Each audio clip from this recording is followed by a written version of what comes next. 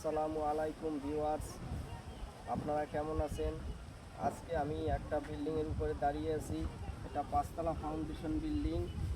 দূর থেকে যারা দেখছেন আমাদের সাথে থাকবেন এবং প্রবাসী ভাইরা যারা বিল্ডিং করবেন তারা এই আমি যে ভুলগুলি দেখাই দেবো এই ভুলগুলো থেকে সতর্ক থাকবেন। এরকম ভুল আপনারা বিল্ডিং করার সময় কখনোই করবেন না। এই বিল্ডিংয়ের রড, এই দেখেন রড মট সব ঠিক আছে। পাঁচতলা ফাউন্ডেশনে যা লাগে ঠিক আছে দিচ্ছে 12 মিলি, এই 12 মিলি, 16 মিলি এবং 20 মিলি রড ব্যবহার করছে।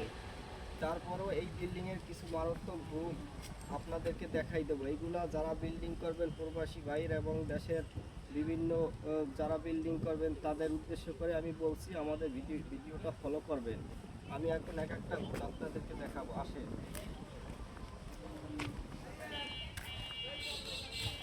এই দেখেন, প্রথমে আমি যে ভুলটা ধরাবো, এই সিঁড়িটা দেখেন, এই সিঁড়িটা কীভাবে করছে।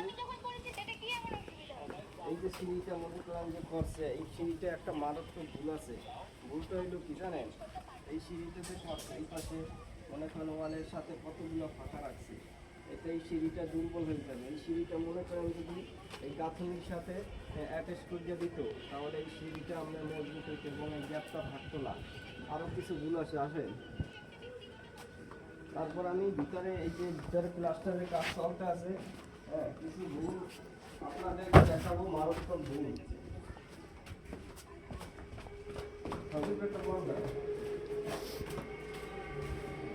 একটা ভুল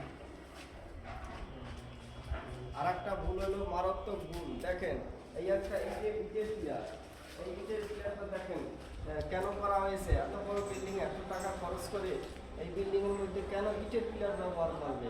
এটা আগে যারা কাজ নিছে তারা মারাত্মক ভুল করছে, সেজন্য তাদেরকে এই কাজটা তাদের কাছ থেকে মনে করেন আমাদেরকে কন্ট্রাক্ট দিছে। এখন আমরা কাজ করি, এই কাজকে আপনাদের ধরাই দেবেন।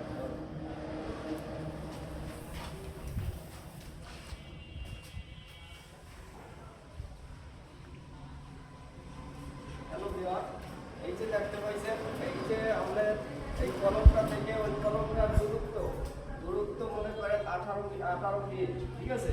কিন্তু একটা বিল্ডিং যখন করবেন তখন আপনাদের সর্বোচ্চ 16 ফিট দূরত্বে থাকতে হবে। সেজন্য আমরা এই ইটের পিলারগুলো মাঝে করে দিছি, কেন দুর্বল হয়ে যায় বা সাপ, ঠিক আছে। এই যে দিকে দেখেন, দিকে আমরা কি ভুল করছে, এরকম ভুল আপনারা কখনো করতে দেবেন না।